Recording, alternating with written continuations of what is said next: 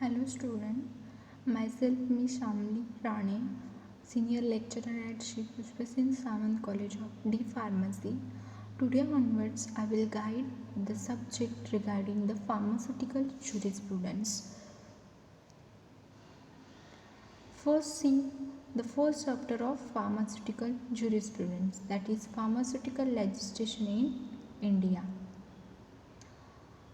In that we will see the origin and nature of pharmaceutical legislation. So first see what is meant by legislation. Legislation is a word related to law.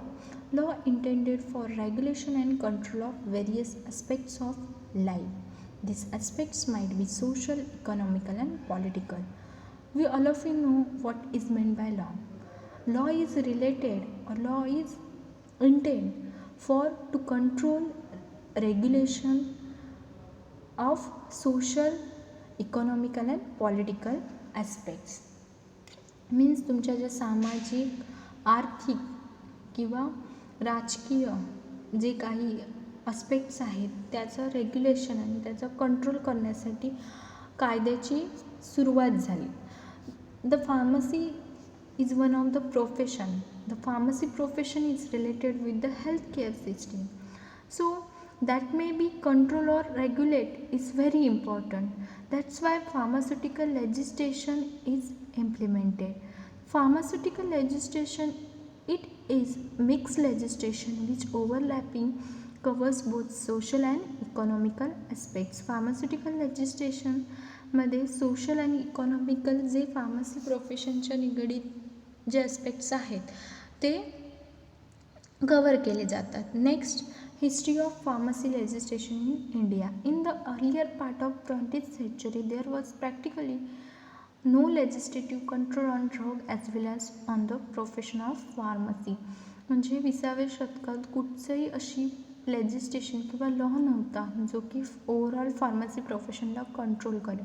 Although the opium act 1878, the poison act 1919 and the Dangerous Drug Act 1930 were in force, this was specific in nature and grossly inadequate in controlling the psychotic condition prevailing at that time. म्हणजे त्या काळी जी काही situation होती, danger situation होती, ते control करण्यासाठी हे जे काही ॲक्ट आहेत, ओपीएम ॲक्ट, पॉयझन ॲक्ट आणि डेंजरस ड्रग ॲक्ट, ते अंमलात आणले गेले होते. पण त्या ॲक्टमध्ये पूर्ण ओव्हरऑल फार्मसी कंट्रोल करण्यासाठी असे काहीच रूल्स किंवा रेग्युलेशन नव्हते. ते काही काळासाठीच मर्यादित होते. In 1927 the revolution was passed by the council of the state to recommend the governor general in the council to uses of all provisional government to take immediate step to control indiscriminate use of drug. म्हणजे त्यानंतर 20व्या शतकात जे काही गैरव्यवहार होत होते pharmacy प्रोफेशनच्या related, ते कुठेतरी कंट्रोल हवेत यासाठी गव्हर्मेंटला असं काउन्सिल केलं की त्या फार्मसी प्रोफेशनच्या रिलेटेड त्यांनी लॉ अंमलात आणावेत. Next we will see objective.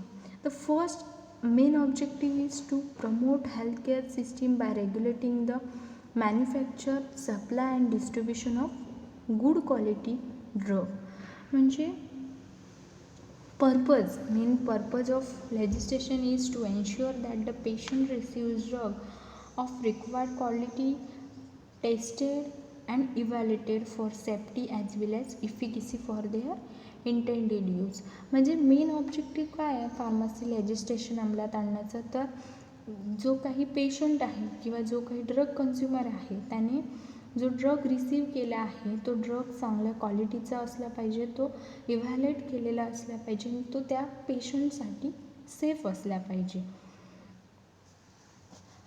Next, to make this drug available to the public at reasonable price and through qualified person. म्हणजे जो काही ड्रग बनवलेला गेला आहे तो त्या पेशंटपर्यंत एका रिजनेबल प्राईसपर्यंत मिळाव्यात किंवा तो अवेलेबल करून द्यायला हवा, यासाठी कायदे अंमलात आणले गेले. Next, to safeguard the people from misleading and false advertisement related to drug and remedies. म्हणजे पूर्वीच्या काळी जे मंत्र तंत्र किंवा ते ढोंगी बाबा वगैरे किंवा अंधश्रद्धा याच्यामुळे हे घेतल्यामुळे असा डिसीज जो आजार आहे तो बरा होतो, त्या रिलेटेडच्या ज्या ॲडव्हर्टाइजमेंट होत्या, ज्या फॉल्सली क्लेम होत्या, त्या ॲडव्हर्टाइजमेंटला कुठेतरी कंट्रोल यावा, ते कुठेतरी बंद हवेत, त्यासाठी फार्मास्युटिकल लेजिस्लेशनची सुरुवात करण्यात आली. Next, to regulate the profession of pharmacy profession regulate करण्यासाठी किंवा कंट्रोल करण्यासाठी. Also to promote the indigenous research technology. म्हणजे नवनवीन रिसर्च जी टेक्नॉलॉजी आहे ती आपल्या इंडियामध्ये अंमलात आणावी यासाठी लेजिस्लेशनची सुरुवात करण्यात आली. Next we see origin. In 1811 first chemist shop open by mister Birkett who came to India with East India Company in Calcutta. 1911 mister बर्केटने आपलं पहिलं केमिस्ट शॉप कलकत्तामध्ये ओपन केलं. In 1910 they have started manufacture of tincture and spirit. 1910 त्यांनी तिथे tincture and spirit manufacture करायला सुरुवात केली. In 1821 another frame Smith strand street and cooperative started apothecary shop and started manufacturing 1918.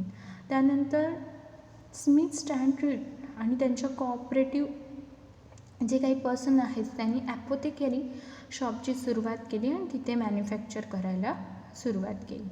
In 1901 Bengal chemical and pharmaceutical works a small factory was started in Calcutta by Acharya P C. Roy.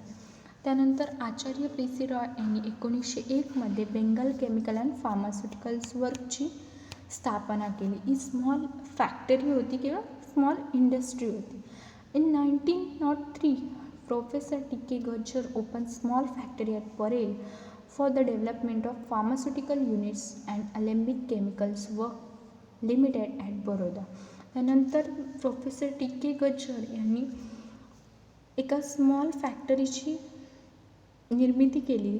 त्याचं नाव असं होतं की pharmaceutical units and Alembic chemicals work limited at in Baroda. This units were not sufficient to fulfil the need of Indian public. म्हणजे हे जे काही सुरुवात केलेली होती मिस्टर बर्केट किंवा टी के गज्जर यांनी, ती जी काही सुरुवात आहे फार्मसीची, त्यामध्ये मॅन्युफॅक्चर होणारे ड्रग होते किंवा सेल होणारे ड्रग होते, ते तेवढे सफिशियंट नव्हते ऑल ओव्हर द कंट्रीमध्ये. त्याची गरज अजून भासत होती. त्यासाठी hence most of the medicines were being imported from abroad mainly UK, France and Germany. त्यासाठी परदेशातून ड्रग मागवले जायचे, mainly from UK, France and Germany. In the first world war the need was improve. पहिल्या महायुद्धानंतर याची गरज अजून भासायला लागली. Demand of individuals drug was improve. Individuals drug म्हणजे ayurvedic drug you can see or local drug जे तिथे तयार होतात. कोग्नसीमध्ये तुम्ही मेडिसिनल सिस्टीम शिकलाय, त्याच्यामध्ये युनानी, सिद्ध, आयुर्वेदा शिकलाय. त्या रिलेटेड जे सिस्टीमच्या रिलेटेड जे ड्रग होते दॅट्स मीन्स इंडिव्हिज्युअल्स ड्रग, त्याची डिमांड आहे ती वाढायला लागली. Next, competition become unhealthy and Indian market flooded with inferior, substandard and even harmful drug. मागणी वाढल्यामुळे क्वांटिटीच्या मागे जास्त भर दिला गेला, त्यामुळे क्वालिटी मेंटेन नाही झाली. त्यामुळे सबस्टँडर्ड क्वालिटीचे ड्रग निर्माण केले गेले आणि या सबस्टँडर्ड क्वालिटीच्या ड्रगमुळे जो पर्सन ते कन्झ्युम करत होता त्याला हार्मफुल इफेक्ट जाणवायला लागले. त्यामुळे public pressurise government to introduce effective legislation to control import, manufacture, distribution and sale of the drug. त्यामुळे इंडियामधल्या पब्लिकने, पीपल्सनी गव्हर्नमेंटला असं प्रेशराईज केलं की हे जे फार्मसी प्रोफेशन आहे त्याच्यामध्ये कुठचं तरी कंट्रोल ठेवा, त्या रिलेटेड इफेक्टिव्ह लेजिस्लेशन तुम्ही अंमलात आणा, त्याच्यामुळे त्याच्या इम्पोर्टवर, मॅन्युफॅक्चरिंग अँड डिस्ट्रीब्युशन अँड त्याच्या सेलवर कुठेतरी कंट्रोल ठेवला जाईल. There was no legal and effective control on profession. त्या प्रोफेशनमध्ये कुठचाही कंट्रोल नाही आहे, तर तुम्ही कंट्रोल ठेवायला एक लेजिस्लेशन तयार करा. Hence, to have comprehensive legislation, the Indian government appoint a drug inquiry committee under the chairmanship of Col R. N. Chopra in 1931. त्यानंतर इंडियन गव्हर्नमेंटने एक कमिटी अपॉइंट केली. That's name is drug enquiry committee under the chairmanship of col R N Chopra in 1931. R N Chopra यांच्या हाताखाली एक committee निर्माण केली गेली, that is drug enquiry committee 1931मध्ये. त्या कमिटीला this was formally known as Chopra committee, Chopra committee म्हणून पण ओळखलं जात होतं. तर त्या कमिटीचं मेन काम काय होतं, तर ती कमिटीमध्ये काय करायचे, जे काही फार्मसी रिलेटेड ज्या एन्क्वायरीज आहेत त्या नोट डाऊन करून जर import, distribution, sale and manufacturing आहे ओव्हरऑल ड्रगचं, त्याच्या रिलेटेड रिकमेंडेशन तयार करणं. त्यामध्ये त्यांनी 19 रिकमेंडेशन तयार केली. Recommendation of DC 19 recommendation with report was submitted by the committee. त्यामधल्या इम्पॉर्टंट जे काही रिकमेंडेशन्स आहेत ते आपण वन बाय वन पाहणार आहोत. First, formulation of central pharmacy council and state pharmacy council which will look after the education and training of the professionals. म्हणजे त्यांनी सेंट्रल फार्मसी काउन्सिल तसंच स्टेटमध्ये स्टेट फार्मसी काउन्सिल्सची स्थापना केली. ह्या ज्या फार्मसी काउन्सिल्स आहेत त्या फार्मसी प्रोफेशनच्या रिलेटेड जे काही काउन्सिल आहेत ते तुम्हाला करतील. नेक्स्ट, त्या फार्मसी काउन्सिल ज्याची स्थापना केली त्याचं काम काय होतं, तर त्यांनी एज्युकेशन आणि ट्रेनिंग आहे फार्मसिस्टचे त्याच्याकडे जास्त लक्ष द्यावा. Also, councils would maintain the register containing names and address of the registered pharmacist. तसेच त्याने रजिस्टर मेंटेन करावे, त्याच्यामध्ये जो रजिस्टर्ड फार्मासिस्ट आहे त्याचं नाव आणि त्याचा ॲड्रेस असावा. Next, creation of drug control machinery department at the central and the branches in all state. म्हणजे कंट्रोल मशिनरी कंट्रोलसाठी एक सेंटरमध्ये एक डिपार्टमेंट असावं, त्याच्यामध्ये ओव्हरऑल जे मशिनरीज यूज करतात मॅन्युफॅक्चरिंगसाठी त्याच्यामधला कंट्रोलर, त्या रिलेटेड जे रूल्स आहेत ते असावेत आणि त्याचे जे ब्रँचेस आहेत ते प्रत्येक स्टेटमध्ये असावेत. Next, establishment of well equipped central drug laboratory with competent staff and expert for and efficient and speedy working of drug control department.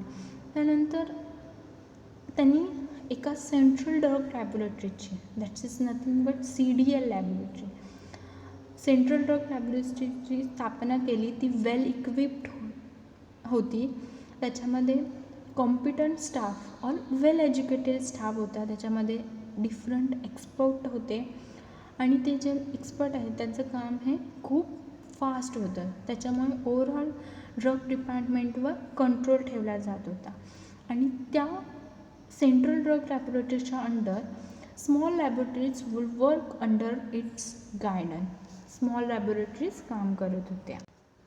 Due to the second world war in 1939 there was delay to introduce the legislation. हे जे काही legislation बनवलेलं होतं drug enquiry कमिटीने, त्याचं रजिस्ट्रेशनचं introduction किंवा ते अंमलात आणण्यासाठी खूप वेळ झाला होता. त्यामुळे काय झालं, government was reluctant to implement the recommendation of DEC and the public was pressurise the government. त्यामुळे जे काही इंडियन पब्लिक आहे त्यांनी गव्हर्नमेंटला प्रेशराईज केलं की ते लवकरात लवकर अंमलात आणावं. त्यानंतर finally and import of the drug bill was introduce in 1937. पब्लिकने गव्हर्नमेंटला प्रेशराईज केल्यानंतर हे जे काही लेजिस्लेशन DEC ड्रग एन्क्वायरी कमिटीने अंमलात आणलेलं होतं त्याचं इंट्रोडक्शन ड्रग बिल या स्वरूपात करण्यात आलं.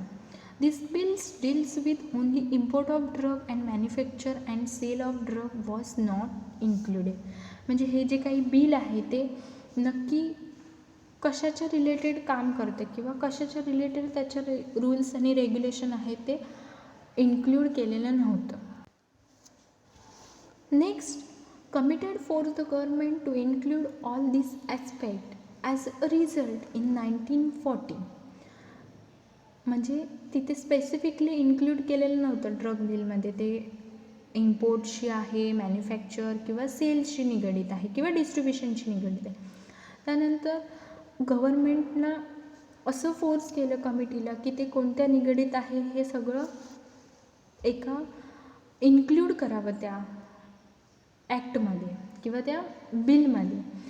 त्यानंतर 1940मध्ये drug bill was again introduce in assembly. परत त्याची निर्मिती करण्यात आली ड्रग बिलची आणि drug bill in 1940 was pass. Drug bill 1940मध्ये पास झाला आणि it came in to force as a drug act 1940. Drug bill converted in to drug act 1940. तर त्याची असेंबल करून ड्रग बिल हे ड्रग ॲक्टमध्ये कन्वर्ट करण्यात आलं किंवा त्याला दुसरं नाव देण्यात आलं, ड्रग ॲक्ट 1940.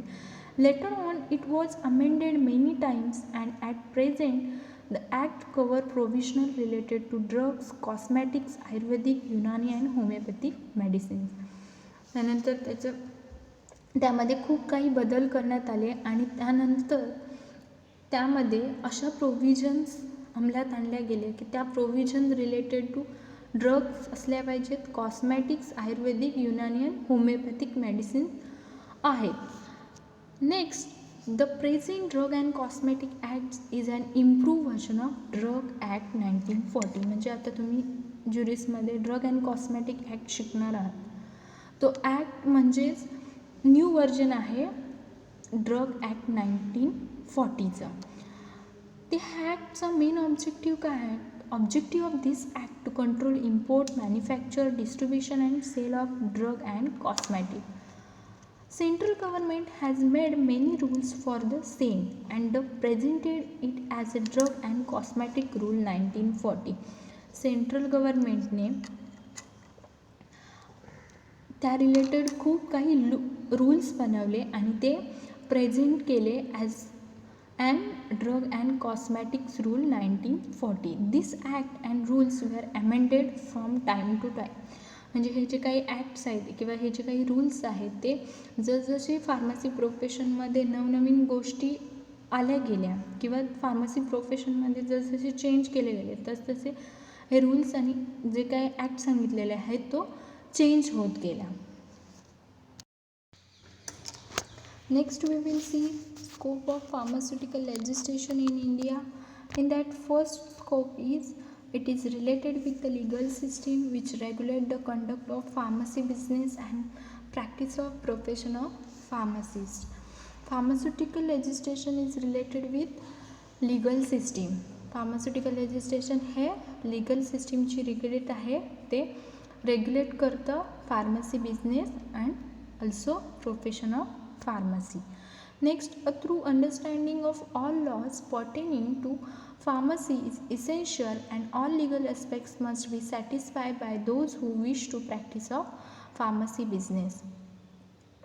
प्रत्येक फार्मसीमध्ये किंवा फार्मसी प्रोफेशनमध्ये जो पर्सन काम करत आहे त्याला त्याच्या प्रोफेशनशी निगडीत जे लॉ आहेत त्याची जाणीव व्हावी किंवा ते समजावे आणि त्याच्या रिलेटेड ज्या लिगल ॲस्पेक्ट्स आहेत त्या रिलेटेड तो सहमत असावा. त्यासाठी फार्मास्युटिकल लेजिस्लेशनची सुरुवात करण्यात आली. Next, it help the pharmacist to understand their legal and ethical responsibilities and thereby avoid the danger of unnecessary legal proceeding. पहिल्यांदा प्रत्येक फार्मासिस्टला त्याच्या रिलेटेड ज्या लिगल नैतिक जबाबदाऱ्या आहेत किंवा इथिकल रिस्पॉन्सिबिलिटीज आहेत त्याची जाणीव नसल्यामुळे जे काही गैरप्रकार घडायचे ते कुठेतरी कंट्रोल करण्यात आले आणि प्रत्येक फार्मासिस्टला फार्मास्युटिकल लेजिस्लेशनमुळे त्याच्या लिगल आणि इथिकल रिस्पॉन्सिबिलिटीची जाणीव झाली. The patient should get the drug of good quality which are tested, evaluated for safety purpose. प्रत्येक पेशंटला जो काही ड्रग दिला जातो त्या ड्रगची क्वालिटी इम्प्रूव्ह झाली आणि तो प्रत्येक ड्रग टेस्टेड असला पाहिजे आणि इव्हॅल्युएटेड असला पाहिजे according to pharmaceutical legislation for safety purpose. याची प्रत्येक फार्मसिस्टला जाणीव झाली. Next, it also covers the legal aspects related to manufacture of drug in pharmaceutical industry, their storage, sale, distribution. त्यानंतर फार्मास्युटिकल लेजिस्लेशनमध्ये फार्मास्युटिकल इंडस्ट्री रिलेटेडचे जे लिगल ॲस्पेक्ट्स आहेत for manufacturing of drug, their storage, sale and distribution, त्याच्या related पण rules प्रत्येक इंडस्ट्रीला समजले गेले. Next, the pharmaceutical legislation safeguard the health of the people by making right medication by controlling pharmacy business and profession. Pharmaceutical legislation मुळे प्रत्येक जो drug बनवला गेला तो राईट वेने बनवला गेला. त्यामुळे पीपलची जी हेल्थ आहे, पेशंट किंवा पेशंटची जी हेल्थ आहे ती क्युअर व्हायला हेल्प झाली आणि त्यामुळे ओव्हरऑल फार्मसीमध्ये कंट्रोल ठेवला गेला. Next, due to the consideration should be given the following points rather than general points. Drug and cosmetic acts come in existence in 1940. That act mainly to control the import, manufacture, distribution and sale of the drug and cosmetics. Next act is to regulate profession and business of pharmacy. The Pharmacy Act come in existence. Next, to control drug and magic related advertisement, drug and magic remedy objectionable advertisement act come in existence. Also, Drug Price Control Order 1995 come in existence because of to regulate an equitable distribution of bulk drug and to make drug available. प्रत्येक पेशंटला reasonable प्राईसमध्ये drug available करण्यासाठी drug price कंट्रोलची निर्मिती केली गेली. Next, to provide for levy and collection of the duties of excise on medical and toilet preparation, Medical Termination of Medicinal and Toilet Preparation Act may become in existence in 1955. Next, Narcotic Drug and Psychotropic Substance Act 1985 come into existence to control narcotic and psychotropic substance. Other act may be included in that Food Prevention Act, Industry Act, Industrial Employment Act, Industrial Dispute Act, Factory Act, Indian Patent Act, Trade and Merchandise Act, Epidemic Disease Act, Shop and Establishment Act. Frequently asked question for that. First question is, what is objective of pharmaceutical legislation in India? Write a note on origin and history of pharmaceutical legislation in India. What were the recommendation of Drug Enquiry Committee? Write a short note on scope and objective of pharmaceutical legislation in India. This topic study properly and all these questions revise after listening all over the lecture and revise it. Reference book for this topic is Pharmaceutical Jurisprudence, Dr. B.H. Kuchekar, Nilari Prakashan, page number 1.1 to 1.3. Pharmaceutical Jurisprudence, Nirsha Gandhi, CBS publication, page number 1 up to 6. Thank you.